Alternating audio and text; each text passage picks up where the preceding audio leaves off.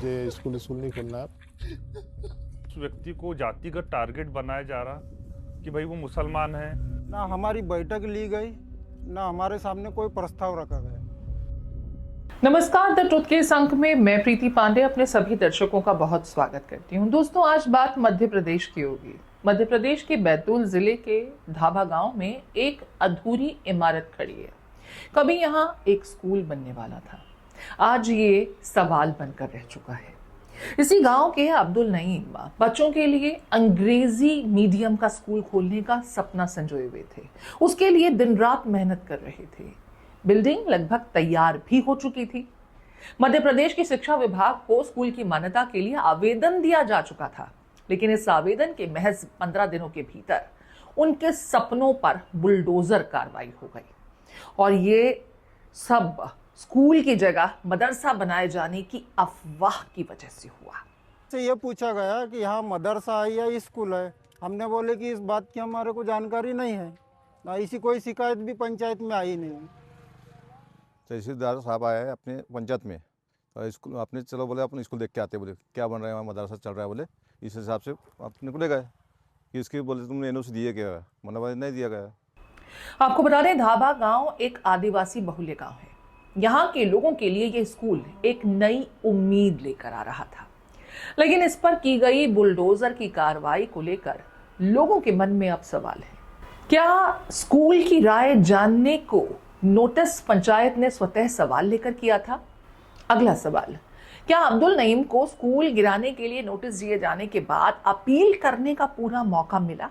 Meeting हमारा पंचायत में हुई ही नहीं, ऐसा कोई प्रस्ताव पारित नहीं हुआ। शायद सरपंच महोदया और उप सरपंच वगैरह ने भी, सबने, गाँव वासियों ने भी कहा कि ऐसा कोई प्रस्ताव पारित नहीं, और ऐसी कोई हमारा चर्चा तक के नहीं दिया था। तो सबको खुशी थी कि स्कूल बन रहा है, और जो कुछ भी हलचल हुई 11 तारीख 10 तारीख से हुई, और 13 तारीख को मेरा भवन तोड़ दिया गया।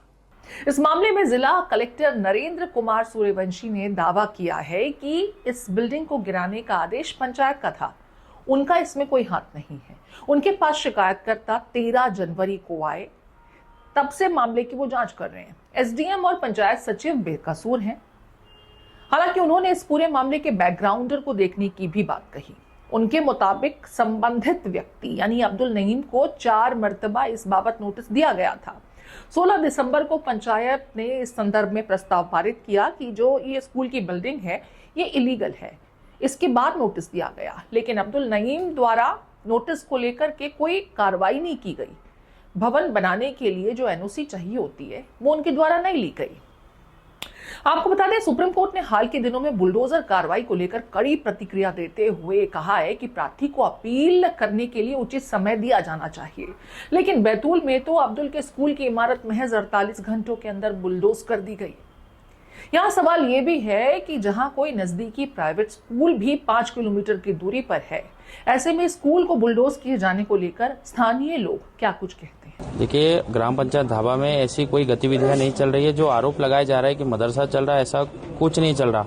और पूरे गांव वाले आए हैं और गांव वालों की सहमति से स्कूल बन रहा है ताकि उनके बच्चे बेहतर तरीके से पढ़ सके। कुछ लोग हैं जो जबरन का ही मुस्लिम होने पे मदरसा चला रहे, ऐसे आरोप लगा रहे, पर जो ग्रामवासी धाबा वाले, ऐसा मतलब कुछ नहीं है, सब आरोप लगाए जा रहे हैं। इस पूरे मामले को लेकर के अब सियासत भी पुरजोर हो रही है।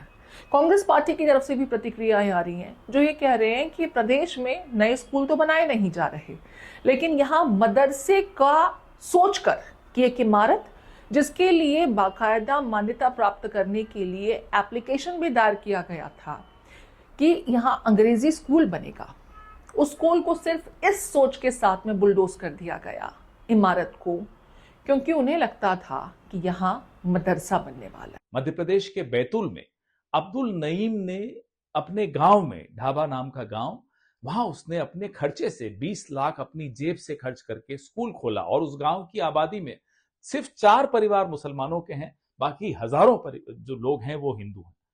उसने ये नहीं देखा, उसने स्कूल आदिवासियों के लिए खोला, उसने स्कूल दलितों के लिए खोला। कलेक्टर ने कहा कि मुझे ऊपर से आदेश है और उसने वो स्कूल गिरा दिया।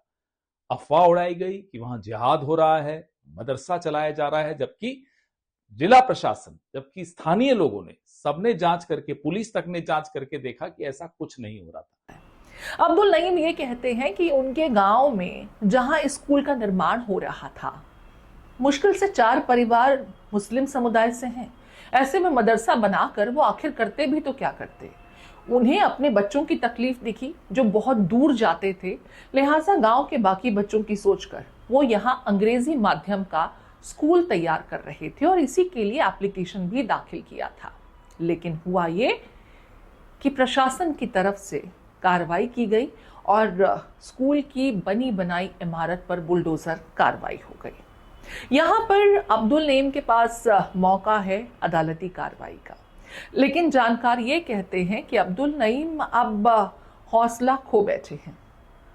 उनकी इच्छा ही नहीं है कि अब दोबारा यहाँ पर स्कूल का निर्माण किया जाए, क्योंकि जिस तरीके से उनके साथ ये पूरी कार्रवाई की गई है, उन्हें ऐसा लगने लगा है कि उनकी ये गलती थी, उनकी ये भूल थी कि वो अपने गांव के लोगों को, अपने गांव के बच्चों को बेहतर शिक्षा के लिए अंग्रेजी माध्यम का स्कूल बनाने की अपनी तरफ से स्वतः कोशिश कर रहे थे, क्योंकि नतीजे में तो उन्हें बुलडोजर कार्रवाई और स्कूल साइट पर अब स्कूल की इमारत का मलबा ही देखने को मिलता है, जो उन्हें खासा टीस देता है। तो मैंने उनसे कहा कि सर मैं भवन मत तोड़िए, मैं स्कूल भी नहीं खोलता, मैं समिति भी नहीं चलाता, सारे काम छोड़ देता, मुझे माफ कर दो मेरे भाई, किसी वजह से आपको बुरा लगा होगा तो। और मैं अपना भवन छोड़ के सारे काम बंद कर लगे, मैं अपने सारे काम ही बंद करके अपना पूरे बिस्तर लपेट के कहीं चले जाता हूँ। देखो ऐसी कुछ मेरे से दिक्कत है, कुछ है तो अब ग्रामवासियों से मैंने अनुरोध किया, ग्रामवासी पूरे मेरे साथ में आए भी है। आज के आश्वासन आज आश्वासन भी कुछ भी नहीं सुन, मेरी बात सुनी नहीं गई, बराबर बोला गया कि आप गलत हो, आपके पास एनओसी नहीं है, आपका तो भवन टूटेगा, इस टाइप से बोला जा रहा है। सर मुझे भवन छोड़ के मेरे भवन को बचा दिया जाए सर, बोल समझ में नहीं आ रहा क्या बोलूं क्या नहीं करूं। दोस्तों, इस विषय को आप किस तरीके से देखते हैं, आपके कमेंट का इंतजार रहेगा, क्योंकि यहाँ पर जो जानकारी मिली उसके मुताबिक जब स्कूल के लिए आपने मान्यता के लिए एप्लीकेशन दाखिल की, उसके कुछ ही दिनों के भीतर स्कूल की बिल्डिंग को बुलडोज किया गया। कहा यह गया कि इस बात का शक था कि यहाँ पर मदरसा बनने वाला है, लेकिन अब्दुल तो अंग्रेजी माध्यम के स्कूल के लिए एप्लीकेशन दाखिल किए हुए थे, तो कंफ्यूजन किस बात का था। अब्दुल को क्या मुस्लिम होने की सज़ा मिली, इसे आप इस तरह से देखते हैं क्या? आपके कमेंट का इंतज़ार रहेगा।